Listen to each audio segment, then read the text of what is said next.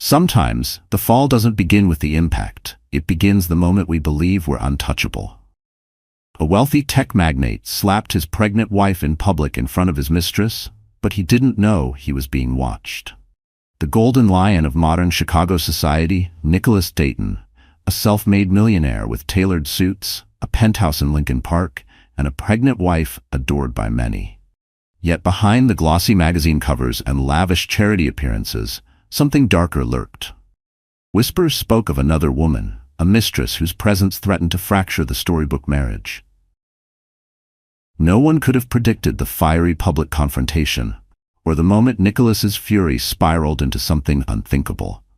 Little did he know his wife was harboring a devastating secret that would destroy the world he thought he controlled. Nicholas Dayton was the embodiment of the American dream. Born in a struggling neighborhood in Detroit, Michigan, he climbed the ladder with relentless ambition. By his mid-30s, he owned Dayton Global, a powerhouse in tech, luxury hospitality, and philanthropic ventures. People admired his movie star good looks and envied his gilded lifestyle. Every morning, his personal chauffeur dropped him off at a 60-story glass tower in downtown Chicago bearing his company's name. There, employees whispered about his almost mythical work ethic. Always the first to arrive, the last to leave, polished, in control. Nicholas had the Midas touch. Every business he backed turned to gold. The media adored him, painting him as both a visionary tycoon and a devoted husband. His wife, Claire Dayton, née Lancaster, was the elegant daughter of real estate mogul William Lancaster. Their wedding, 2 years earlier, was a grand affair at the Chicago Cultural Center, attended by dignitaries, celebrities, and powerful figures from around the globe. Claire's every move exuded poise, earning her the nickname the Swan among elite circles. Her charity work, fundraising for children's hospitals and supporting women's shelters, won widespread admiration. When news of her pregnancy broke, tabloids celebrated the next chapter of the Dayton fairy tale. Editors competed for baby exclusives and nursery peeks. Paparazzi stalked every upscale OB/GYN clinic in the city, hoping to catch a glimpse of the couple holding ultrasound pictures. But even in this glamorous life, cracks began to appear. Claire noticed Nicholas's growing restlessness, his frequent business trips to Berlin that didn't line up with Dayton Global's public calendar, or his last-minute cancellations of their private dinners. She tried to justify it as the cost of success. After all, her own father had once sacrificed countless hours to build his empire. Perhaps Nicholas, too, was simply under pressure. But a quiet current of tension ran through their lives. Nicholas's mood had shifted, more irritable, emotionally distant, and evasive. He rarely joined her at prenatal appointments, often sending an assistant instead, citing urgent obligations. Claire brushed it off, reminding herself she could handle the pregnancy on her own if she had to. But fate had other plans. Unknown to Claire, Nicholas was keeping secrets.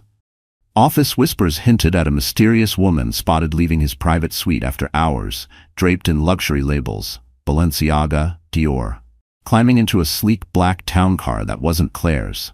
The gossip swirled, but fear of Nicholas's wrath kept most quiet. Meanwhile, Claire continued her charity work, cradling her growing belly with grace, still clinging to the dream they'd built. But as the city moved around them, their destiny was already shifting. Toward betrayal, heartbreak, and revelations no one saw coming. The first to sense trouble was Danielle Price, Nicholas's longtime executive assistant, a sharp-eyed woman in her late 20s. Danielle had joined Dayton Global right out of business school and steadily earned Nicholas's trust. But recently, she'd noticed strange patterns: off-the-books meetings, luxury deliveries to unknown addresses, unexplainable credit card charges at restaurants she had never scheduled. One afternoon, she ran into Claire in the executive lounge. Claire looked pale, gently massaging her lower back. Pregnancy was wearing on her, but she maintained her usual elegance. Danielle approached cautiously. "Mrs. Dayton, how are you feeling?" Claire offered a tired but warm smile. "Just fatigued. 3rd trimester, right?"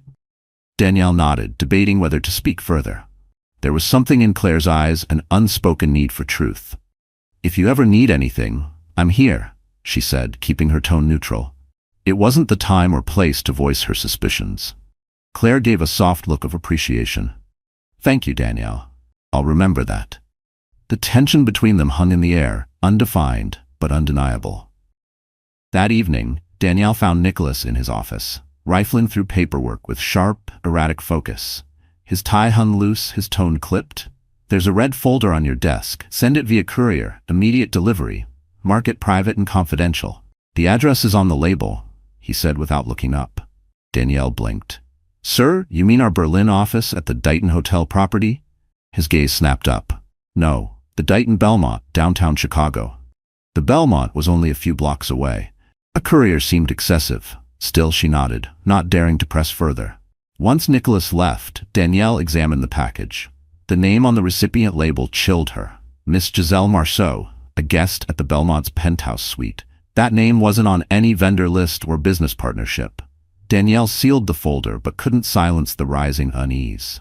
Meanwhile, Claire's father, William Lancaster, was growing suspicious.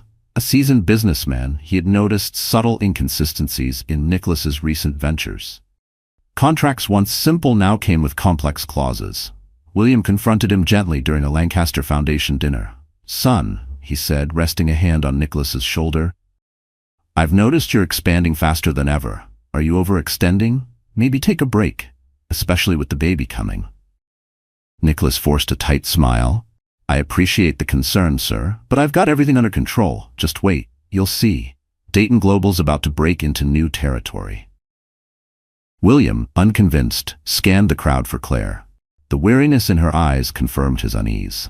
Something was off. He just didn't yet know how deep the cracks ran. "Are you overextending? Maybe it's time for a breather, especially with a baby on the way," William Lancaster said gently, placing a hand on Nicholas's shoulder. Nicholas forced a thin smile. "I appreciate your concern, sir, but everything's under control. Just wait.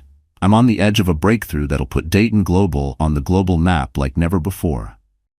William wasn't convinced. His eyes scanned the event space for Claire. The flicker of discomfort on her face confirmed the unease he felt. Behind the grace and luxury, something was undeniably off. Still, no one could predict just how deep the cracks ran. Whispers went unheard, subtle warnings were dismissed, and in the heart of Chicago, a tale of betrayal was hurtling toward a climax so explosive, even a city used to scandal would be shaken. Midweek, Nicholas stepped into a private elevator at the Belmont Hotel in River North. The elevator purred as it ascended to the top floor, where Giselle Marceau was waiting. She opened the door in a deep crimson satin robe, a smoky smile tugging at her lips. Exotic, assertive, Giselle was the kind of woman who seemed created to unravel powerful men. She claimed to be a French art dealer expanding into Chicago, but her visits with Nicholas rarely touched on anything remotely professional. "Darling," she purred, stepping aside so he could enter the suite. Floor-to-ceiling windows framed the glittering skyline, ivory couches gleamed, and her signature perfume clung to the air. Nicholas tossed his coat aside. His nerves were tight. He had canceled 2 high-level meetings just to be there, a risk his younger self would have never dared take. But Giselle's grip on him was intoxicating. She had a gift, one that made him forget obligations, his marriage, even his unborn child. "I can't stay long," he murmured, "but I needed to see you." Her laugh was low, velvet. "I'm flattered. I thought your wife had you on a shorter leash." He stiffened at the mention of Claire. "Let's not talk about her," he said sharply. Giselle raised a brow. "Your call." She slid her arms around his neck.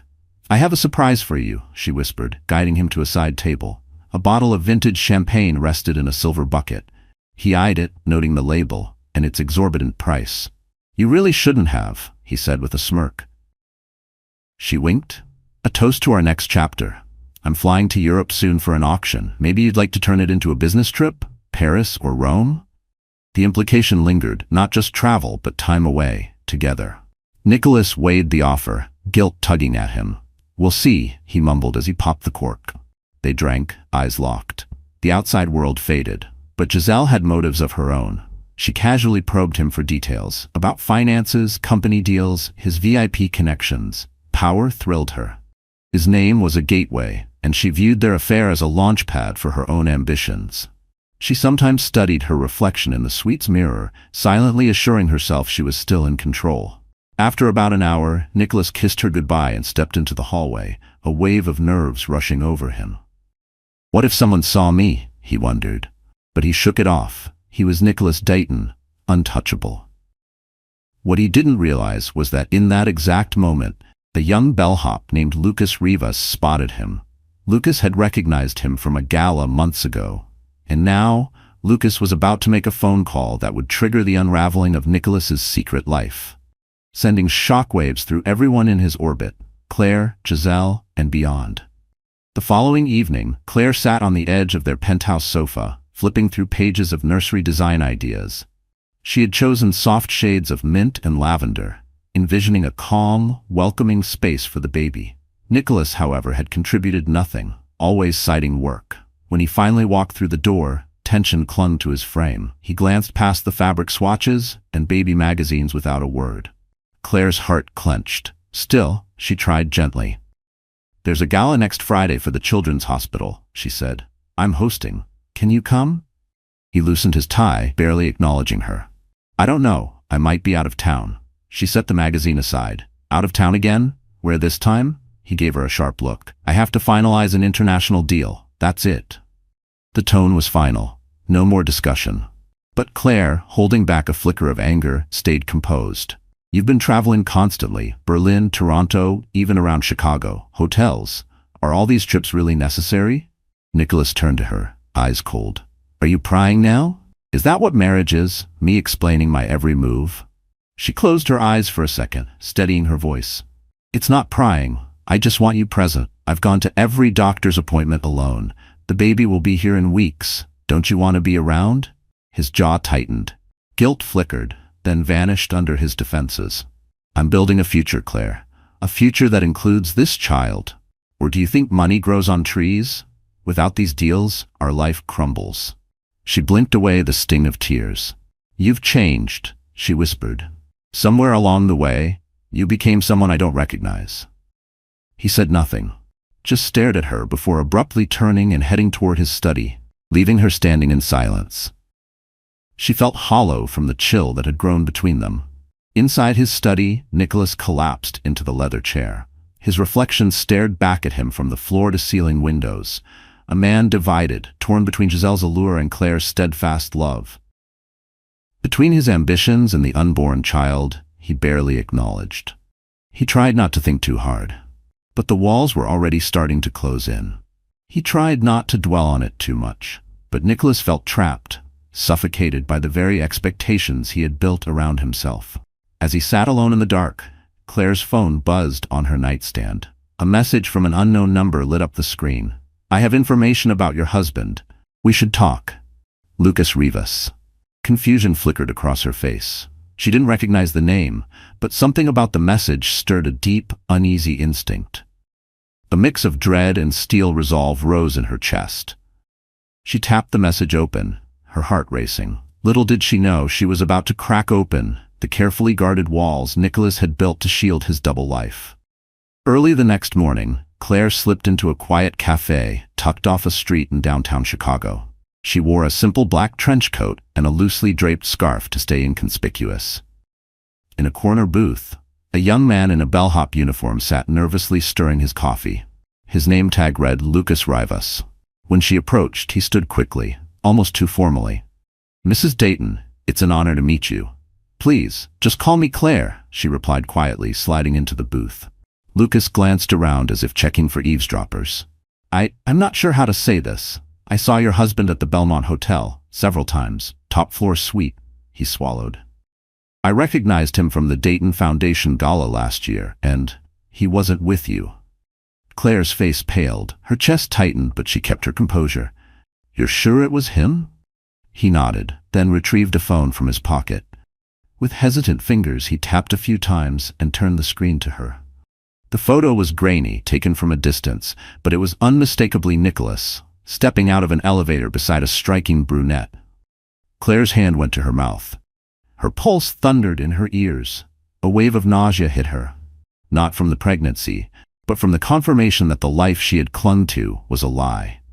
Her mind scrambled, trying to reject what her eyes refused to deny. Her body felt suddenly too heavy, as if every breath had to be pulled through water. For a fleeting second, shame crept in. How could I not have seen this, she thought. Was I that desperate to hold on to a fantasy? The betrayal was cruel, but the self-doubt that followed cut even deeper. "Why are you showing me this?" she asked, voice trembling. Lucas shifted uneasily. "My mom works housekeeping at the Belmont. They didn't treat her well there once. She's also a fan of yours. She volunteers at the same women's shelter you support." He looked down. "You seem kind. You deserve to know the truth." He paused before adding, "I heard the woman's name. She introduced herself as Giselle Marceau." Claire closed her eyes as the name echoed in her mind. Betrayal, humiliation, and a fierce protective instinct for her unborn child surged inside her. She inhaled deeply to steady herself. "Thank you for telling me. That couldn't have been easy." Lucas gave a slow nod, guilt and concern mixing in his eyes. "I just hope you'll do something. You deserve better." Claire reached into her purse and slid an envelope across the table. "I appreciate your honesty. Please, take this." He looked reluctant, but she insisted. After a moment, he accepted it with a respectful nod and stood to leave. As he turned, she gently touched his arm. "You've done me a kindness. Thank you." Outside, the city moved around her. Car horns blared, pedestrians hurried by, oblivious to the emotional storm raging inside her. Each step felt heavier than the last. The image of Nicholas with another woman, so bold, so careless, replayed again and again in her mind. But despite the heartbreak, a defiant spark lit within her. She was Claire Dayton, daughter of William Lancaster, a woman well-versed in power and diplomacy. She thought of the baby, of her father's legacy, of her philanthropic work. "I will not break," she told herself. She would gather proof, plan carefully, protect her child at all costs. The day after her secret meeting with Lucas, Claire scheduled an appointment with her father's longtime attorney, Monica Zhao. A formidable lawyer in her late 50s, Monica was known for her no-nonsense style and fierce loyalty to the Lancaster family. She greeted Claire warmly at a discreet law office near Michigan Avenue. "Claire, come in," she said, concern softening her voice. Once the door closed, Claire opened her phone and handed it over. Monica scrolled through the photos, her face tightening. "This is serious," she said. "An affair, especially during your pregnancy, could have major legal implications."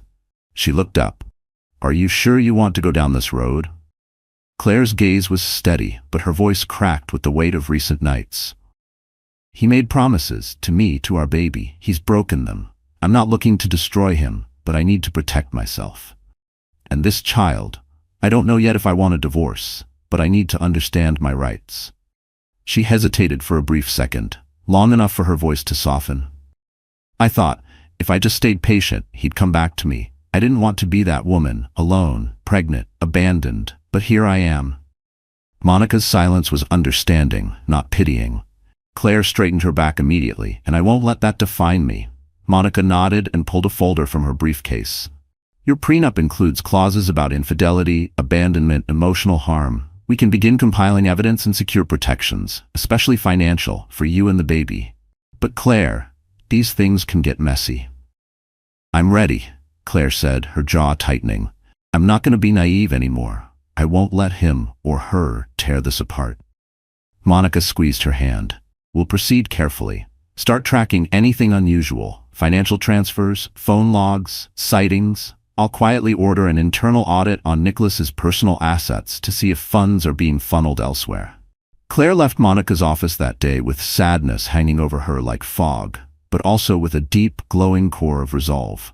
She clenched her fists as the cab pulled away, eyes burning, whispering to herself, "He chose her. Now I choose me." The betrayal had cut deep, but the fire inside her was stronger now. She would not go down quietly. Meanwhile, Nicholas had no idea the storm was already gathering. His wife was silently orchestrating her retaliation.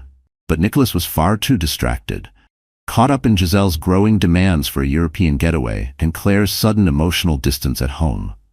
Their dinners had become painfully silent. On the rare nights he even showed up.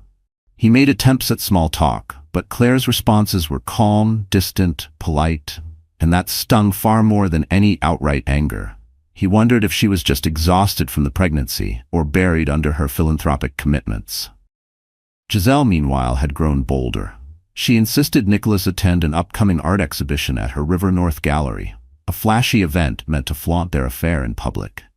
Nicholas refused, citing the risk of being spotted by media or society watchers. Giselle pouted, tension crackling between them. The tides were shifting, yet Nicholas remained unaware. He still believed he controlled the narrative, his empire, his wife, his mistress. But the illusion was nearing its breaking point. No fortress, no matter how fortified, can withstand betrayal and reckoning crashing into each other head-on. The unraveling began at a charity gala Claire co-chaired for the Lancaster Women's Shelter. The venue, the grand ballroom of the Drake Hotel, adorned with chandeliers, marble floors, and elegant floral arrangements. Chicago's elite had gathered, politicians, celebrities, and the philanthropic upper crust. Claire, radiant in an emerald green gown, greeted guests with a gracious smile that masked the storm inside. She spotted her father, William Lancaster, near the silent auction table, lifting his martini in a discreet gesture of support. Then, she saw Nicholas, arriving nearly an hour late, trademark smirk in place, but his eyes avoided hers. To her astonishment, Giselle Marceau was there too. She had donated a rare painting to the auction and secured an invitation. Clad in a shimmering silver gown, she was impossible to miss, her beauty amplified by the tension her presence created. Claire's skin prickled at the sight of her. She steadied her breath, determined not to let the night unravel. But whispers spread as guests noticed Nicholas and Giselle exchanging glances, far too intimate for two supposed acquaintances. Claire carried on with her hostess duties, but each whisper stung like a slap. To make matters worse, Giselle deliberately sidled up to Nicholas at the bar, laughing too loudly. Danielle Price, who was assisting Nicholas that evening, took in the dynamics with concern. She moved discreetly to Claire's side and placed a hand gently on her arm. "I'm here if you need me," she whispered. Claire offered a small, strained smile. When it was time for the program's keynote, Claire took the stage to speak about women's empowerment and the shelter's mission. Her voice was composed, her delivery impeccable, but every line about dignity and safety for women felt aimed straight at the man who should have stood by her side. Mid-speech, her eyes caught Nicholas and Giselle whispering in a corner. A flash of rage burned through her, but she pushed forward, ending with a standing ovation. As she stepped off the stage, hoping to find a quiet spot backstage, Giselle brushed past her, elbow grazing Claire's pregnant belly, hard enough to cause a gasp of pain. It could have been an accident, or maybe not. Claire doubled over slightly, shocked. A jolt of fear struck her, swift and raw. Her arms flew to cradle her stomach, protective instinct overriding composure. Not the baby, her mind screamed. The pain wasn't sharp, but the violation, the threat, was enough to leave her breathless. For a split second, she wasn't at a gala. She was just a mother, frightened and alone. Nicholas rushed toward her, but instead of concern, he scowled. "Watch where you're going, Claire," he snapped, loud enough for nearby guests to hear. Giselle stood behind him, a smug grin painting her lips. Tears prickled at Claire's eyes, but she didn't break. "My belly, you," she stammered, breath catching in her throat. The emotional weight nearly knocked the air from her lungs. Around them, the room fell silent. Cameras clicked. Phones rose discreetly. It was happening. Nicholas Dayton's carefully polished image was cracking, right in front of Chicago's elite. Claire rushed off the ballroom stage, heart pounding. One hand cradled her belly protectively as she navigated the ornate hallway toward the lobby. She needed air, a quiet place to breathe. But hurried footsteps followed. She turned. Nicholas, his face twisted in frustration. "What the hell was that scene back there?" he demanded, voice low but tight with fury. Claire, shaking, finally snapped. "Scene? I was giving a speech for abused and homeless women. While you," her voice quivered, "while you whispered with her and now I'm the problem?" He grabbed her arm. "Keep your voice down," he hissed. Eyes were already watching. Claire yanked her arm back, ignoring the pain. "Don't you dare touch me," she spat. "You're the one making a spectacle." "You're in public, Claire," he warned. "Don't do this." Before she could answer, a third figure joined them, Giselle, slinking forward with smug confidence. "Nicholas, darling," she cooed. "Is everything all right?" Her smirk said she relished every second of Claire's anguish. Claire turned on her. "You have no right to call him that. Not here. Not in front of me." The crowd was forming, shoulders turned discreetly, phones raised behind clutch bags. The spectacle was unfolding in full view now. William Lancaster was pushing through the onlookers, his face tight with dread. Nicholas, cornered, lashed out. "Stop acting like a victim, Claire. You don't know the pressure I'm under. The deals I have to manage. Giselle is—" But the rest of his sentence never landed. "I understand perfectly," Claire cut in. "You're a liar, a cheat." And then, something snapped inside him. Nicholas's hand struck her cheek. A loud, sharp slap. Gasps echoed off marble walls. Flashes lit up as cameras captured the moment of impact. Claire staggered back, her hand flying to her face. Everything slowed, her vision blurred, pain radiating across her cheek and deeper still, into her soul. The sound cracked through the marble lobby like a gunshot. Gasps rippled through the crowd, and cameras flashed, capturing the exact moment Nicholas's hand struck Claire's cheek. She staggered, hand flying to her burning face as the world around her slowed. In that moment of horror, everything paused.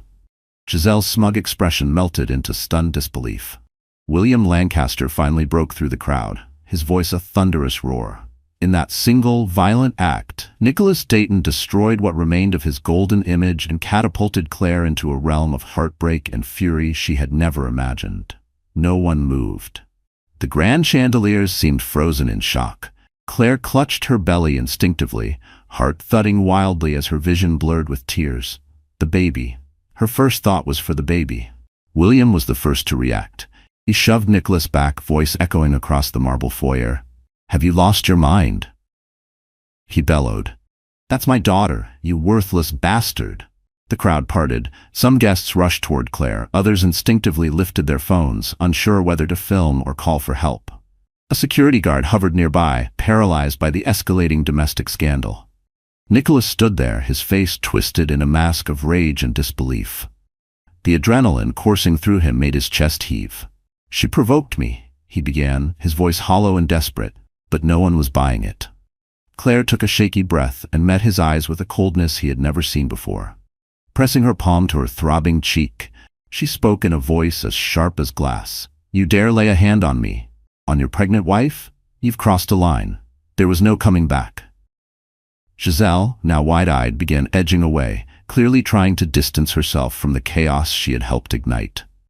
William turned on her, eyes blazing. "And you, whoever you are, don't you dare come near my daughter again," he growled. Giselle shrank back, grabbed her clutch, and slipped into the crowd, which parted for her like the Red Sea. Before Nicholas could respond, William barked at the security guard. "Call an ambulance. My daughter is pregnant." The guard rushed to comply. But Claire, steadying herself despite the trembling in her limbs, straightened. "I don't need an ambulance," she said, her voice quivering but firm. "I just need to get away from him." William gently supported her as they moved toward the entrance. Outside, alerted by the disturbance, paparazzi swarmed. Camera flashes lit up the night as Claire emerged from the hotel, tear-streaked, with her furious father by her side. Nicholas stumbled after them, desperate to salvage control. "Claire, don't walk away. Let's just talk." She turned to him, eyes filled with disgust. "Don't you dare come near me." Her voice slammed the door shut on any illusion of reconciliation. She slid into the back of her father's waiting limousine. William followed, and the door shut with a definitive thud. The vehicle sped away, disappearing into Chicago's neon glow. Nicholas stood alone on the sidewalk, dazed. The cameras kept flashing, immortalizing his disgrace. Within minutes, the headlines would dominate every screen. Billionaire Nicholas Dayton slaps pregnant wife at charity gala. Mistress involved. Any chance of sympathy was obliterated by the avalanche of condemnation. At that moment, the empire he had built on charm and charisma began to crumble before his very eyes. Inside the limousine, Claire's vow echoed in her mind. "Never again. He will never harm me or this child." 2 days later, Claire was holed up in her father's penthouse on Lakeshore Drive, protected from the media by private security. She stayed in a quiet bedroom with floor-to-ceiling windows overlooking the city. But the view brought no peace. Her thoughts swirled. Betrayal, fury, grief. Monica Jo had arrived that evening with legal documents in hand and a resolute expression.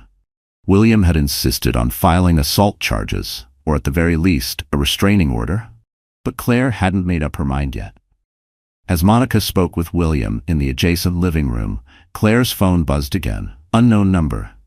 She hesitated, then answered. Mrs. Dayton, Claire, it's Danielle Price, the voice said quickly. I'm so sorry about everything. Claire's heart raced. Danielle, just tell me. I found something, Danielle said shakily. I've worked for Nicholas for years. I stayed loyal because, well, he looked out for me. But after what he did, I can't stay silent. Claire closed her eyes, bracing. I found emails, documents. Giselle, she's not just a mistress. She's using him to launder money, offshore accounts, fake investment fronts. Claire gasped. Are you sure? Absolutely. There are wire transfers, massive ones, taken directly from Dayton Global's charitable arms. Giselle convinced him the funds would support European expansion. It's all a sham. He was so infatuated, he didn't question it. Claire clutched her belly. Her mind spun. This isn't just infidelity, it's criminal. I'm sending the files to Monica Zhou, Danielle continued. They'll help you legally. Claire didn't speak. She was overwhelmed.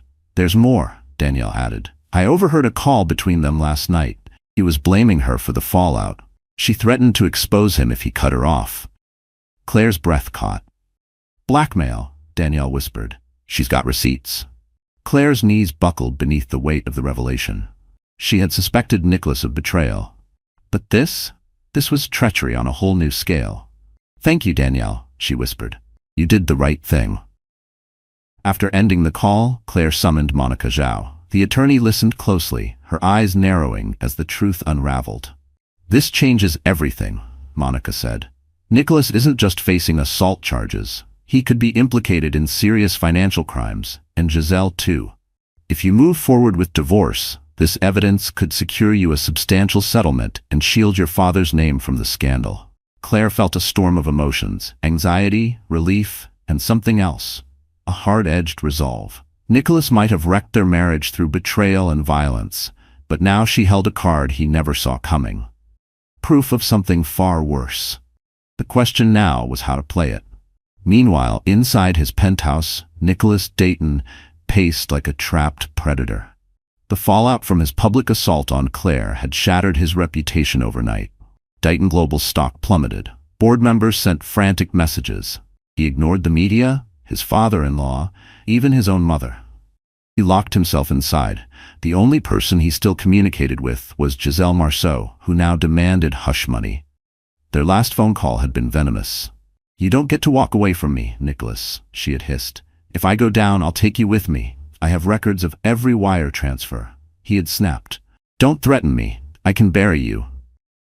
But the threat had lost its weight. He was in free fall, and Giselle knew it. She had played him masterfully, stroking his ego while executing her own scheme. Now the money she demanded was more than he could discreetly siphon from company funds without raising red flags. Alone in his disheveled office, Nicholas slammed his fist against the desk. Papers scattered, including a tabloid headline that chilled him. Billionaire Dayton exposed, violence against pregnant wife caught on camera. A photo of him mid-slap was splashed across the front page. In desperation, he dialed Claire's old number. It rang once before going to voicemail, likely changed or turned off. He tried William's number. No answer. Even Danielle Price had turned her back on him. He was isolated. The empire he had built, brick by golden brick, was now crumbling around him. He sat down and poured himself a stiff whiskey, ignoring the early hour. His hand trembled as he lifted the glass. The silence of the penthouse, which once felt like a kingdom, now echoed with a crushing hollowness. He stared at the liquor swirling inside, seeing nothing but what he had lost. Claire's trust, the baby he hadn't even held yet, the legacy he'd been so desperate to preserve. It all felt distant now, like a dream slipping into nightmare. He leaned back and for a long time did nothing, just listened to the air hum around him, a man surrounded by his own ruin. He told himself he never meant to hurt Claire. It was a moment of madness, not who he truly was. But the guilt clawed at him, haunting him with images of what he had done and what he stood to lose. His company, his child, any shred of self-respect. Then his phone buzzed with a new email. The subject line, Legal Proceedings, Zhou Law Group. His fingers trembled as he opened it. Claire was filing for a protective order citing domestic abuse. She also requested an immediate freeze on select Dayton Global assets pending divorce negotiations. The letter alluded to potential criminal investigations into financial fraud.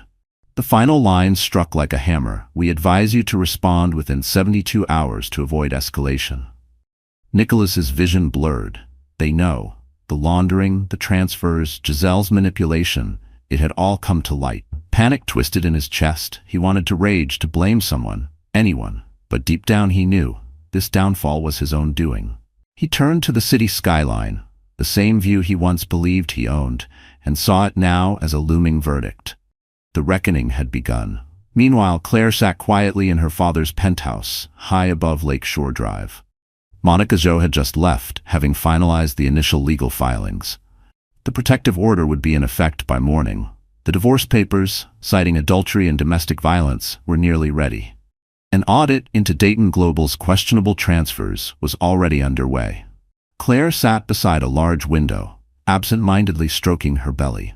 She was no longer the woman who once clung to a fragile marriage. She had faced the truth about Nicholas in the most brutal way imaginable. Now her every thought was focused on the path ahead. Still, beneath the surface strength, her body betrayed signs of fatigue. The nights were restless, haunted by flashes of the slap, the betrayal, the humiliation. Her doctor had warned her to manage her stress for the baby's sake. But how could she, when even sleep felt like an ambush? She placed her hand on her stomach again, this time whispering under her breath, "We'll be okay, I promise." A knock at the door startled her. William stepped in, his normally composed expression softened by concern. "How are you feeling?" he asked quietly. Claire offered a faint smile. "Better than I expected. The bruises are fading. The baby's doing fine. The doctor said everything looks stable." William nodded, relieved. "I know this must be unbearable." Claire looked out the window. "I never thought I'd end up here. Married to a man who would cheat, then hit me. But I can't dwell on that. I have to do what's right for this child and for myself." William hesitated. "There's something you should know. I called a few friends in the DA's office. If Nicholas's finances are tangled up in anything illegal, there could be charges. And if he tries to claim you provoked him, don't worry. We have eyewitness statements from the gala." A flicker of relief crossed Claire's face. "Thank you, Dad. I appreciate you standing by me. All of this, it's still hard to believe. Our life collapsed so fast. It doesn't feel real." He wrapped an arm gently around her shoulders. "You're stronger than you know. You'll get through this." Claire leaned into the embrace. She thought back to when Nicholas was the charming man who used to make her laugh. That image now felt like a cruel illusion. Over the next few hours, she began putting her life in order. She wrote personal letters to a few trusted friends, letting them know she was safe but needed time. She called her philanthropic committees and handed off duties for upcoming events. When she called the women's shelter she co-chaired, the staff responded with unwavering support. Each small task helped her reclaim her footing. She was no longer just Nicholas Dayton's wife. She was a mother-to-be, a philanthropist, a woman reclaiming her dignity. Every step she took was a rung on a ladder out of despair, and she knew a final showdown was likely still ahead. But she wasn't afraid anymore. The man who tried to break her would soon discover the fiercest storms are endured by those who refuse to be swept away. 48 hours after Monica Zhao's email landed in his inbox, Nicholas Dayton stood outside William Lancaster's penthouse, flanked by 2 lawyers he had hastily retained. The building's doorman eyed him with wary recognition. The scandal had swept across Chicago. Still, he allowed Nicholas in, noting the meeting had been arranged through Zhou Law Group. Inside a softly lit living room, William, Monica, and Claire waited. Claire sat poised on a velvet couch, posture regal despite the weight of her late pregnancy. The bruising on her cheek had faded to a faint yellow, but the memory of his slap was etched deep in her expression. And deeper still, buried beneath the surface, was a fatigue no makeup could hide. She hadn't slept through the night in days. Her spine ached constantly from tension. Her appetite flickered in and out. Yet here she sat, composed, collected, unwavering. Nicholas's lawyers offered stiff greetings. Monica's voice was crisp as she guided them to the dining table, layered with documents. "We're here to finalize the protective order, address the divorce proceedings, and confront the financial misconduct allegations." Nicholas's jaw tightened. "Allegations," he muttered bitterly. "Not proven." Monica tapped a folder in front of her. These are records from Dayton Global's accounts, showing funds diverted into Giselle Marceau's shell companies. We also have her bank statements, tracing the money to offshore accounts in the Caymans. It won't take a jury long to draw conclusions. His face twisted. I was misled. She said it was for European expansion. Claire spoke for the first time, her voice cool and composed. And you pulled those funds from charitable foundations, Nicholas, money meant to help people. All for her, or for your ego? Her gaze was level, but behind it flickered a memory of late nights spent drafting proposals for children's shelters, fundraising events where every dollar mattered. She'd defended his reputation more than once, believing he shared her values. Now she knew. He hadn't. Nicholas turned to her, something like regret flickering in his eyes. Claire, you have to believe me. I never meant to hurt you. She stared straight through him. Yet you did. His lawyers tried to steer the conversation. We propose a private settlement and non-disclosure agreement. In exchange, Mr. Dayton is willing to surrender a portion of assets. Claire raised a hand, cutting him off. No, her voice was firm, resolute. He lost the right to silence this. The divorce has been filed, and there will be no secrecy. Women, especially pregnant women, need to know that abusers don't get to hide behind money. Nicholas slumped in his chair, visibly defeated. So this is it. Claire inhaled, steadying herself. There's one more thing you need to know. He looked up, startled. William gave her a gentle nod, signaling her to go on. A heavy silence settled over the room as Claire squared her shoulders. Nicholas, the baby I'm carrying, has a serious medical condition. I only found out after a recent test. He'll need specialized care, possibly surgery. Tears slid silently down her cheeks. But her voice didn't break, not this time. She had already cried, alone, in the bathroom at midnight when the diagnosis came. She had already run the scenarios, imagined the NICU visits, the waiting rooms. What she hadn't imagined was doing it alone. But now she would. And she'd be ready. All the money you squandered on Giselle, that's money our child desperately needs. You didn't just betray me, you betrayed his chance at a healthy life. Nicholas went pale, eyes drifting to her belly. I didn't know, he whispered, horror dawning on his face. He stumbled backward as the weight of her words sank in. Margaret's stern look said everything. The courts would show him no mercy. And for Claire, a powerful sense of closure bloomed. The truth was no longer hidden. Her heartbreak, her baby's condition, Nicholas's greed. It was all laid bare. And no matter what followed, she had reclaimed control of the story he tried to erase. In the weeks that followed, the legal reckoning was swift. Monica Zhou and her team leveraged every document Danielle Price had unearthed. The district attorney's office launched an investigation into Nicholas's financial misconduct. Giselle Marceau, sensing her time was up, fled the country, leaving Nicholas to face the consequences alone. Dayton Global's board voted to remove Nicholas as CEO. The company's once pristine reputation was in ruins. Stock prices crashed. Claire's civil lawsuit for damages, assault, emotional trauma, and misuse of philanthropic funds was underway. Public support rallied behind Claire. The pregnant woman left battered by a man once worshipped as a titan of industry. Yet amid the chaos, Claire found purpose. She began laying out a plan for her baby's care, assembling a team of specialists through her father's network. Donations poured in as she launched a campaign to raise awareness for other children facing similar conditions. Claire led the charge, transforming heartbreak into hope. William watched his daughter with pride. The quiet socialite of yesterday had become a woman of unshakable strength. Together, they restructured a portion of the Lancaster Foundation to focus on pediatric health. The new initiative bore the name of Claire's unborn son. On a crisp autumn morning, Claire gave birth to a baby boy. Though he required immediate intervention, doctors were optimistic. Monica Zhou visited the hospital to deliver the final set of divorce documents. A judge had ruled in Claire's favor, granting full custody and freezing Nicholas's assets pending criminal investigation. Standing beside the hospital bassinet, Claire signed the final page.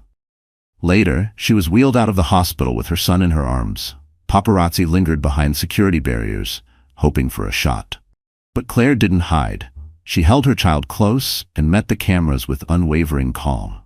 The next morning's headlines read, Claire Dayton leaves hospital, triumphant, newborn stable after emergency care. a striking contrast to Nicholas's freefall from grace. Days later, Danielle Price visited William Lancaster's penthouse, shoulders heavy with apology. "I should have spoken up sooner," she said quietly. Claire only reached for her hand. "But you did. That's what matters." Danielle smiled faintly and handed over a box of baby gifts, small tokens from Dayton Global staff who had distanced themselves from Nicholas's fall. For Claire, it was a quiet, final moment of closure. She had survived. She had fought. She had rebuilt. And now she would rise. As for Nicholas, his future loomed grim. Court battles, financial collapse, and the crushing isolation of a man who realized too late the cost of his own ambition. Giselle never returned. She had drained him for everything and disappeared, leaving only wreckage behind. The city that once praised his brilliance now whispered his name with scorn, associating it only with scandal and disgrace. Claire, however, walked into a new chapter. With her baby in her arms and her father beside her, she embraced motherhood and advocacy, her scars a testament not of defeat but of endurance. She was no longer a victim. She was a survivor, a warrior, a woman who had seized back the narrative of her life and ensured her son's future would be founded not on lies but on love. And so ends the story of Nicholas Dayton and Claire Lancaster, a tale scarred by betrayal, abuse, and unchecked power. But from the ruins of a once glamorous union rose a stronger, wiser woman, devoted to her child and to the cause of justice. Claire's quiet resolve sent a message louder than any scandal. True strength lies in standing up to abuse, in protecting the vulnerable, and in refusing to let the past define the future. As Nicholas confronts the consequences of his fall, Claire moves forward, carrying the kind of courage only heartbreak and a mother's love can create. Dear friend, in the stillness after the storm, we are often left with pieces of pain, of truth, of ourselves. What Claire reminds us is this: we do not choose our trials, but we do choose our response. As the Stoics teach, what stands in the way becomes the way. Claire did not crumble beneath betrayal, she rose from it. Her story is not just about heartbreak or justice. It's about reclaiming dignity, protecting the innocent, and turning suffering into strength. So, whatever you're carrying today, let this be your reminder. Your past may shape you, but it does not own you. The fiercest strength is the kind that grows in silence, behind closed doors, and blooms when no one expects it. If this story moved you, please consider liking, sharing, and subscribing to our channel. Your support allows us to keep telling stories that matter, stories that remind us we are never truly alone.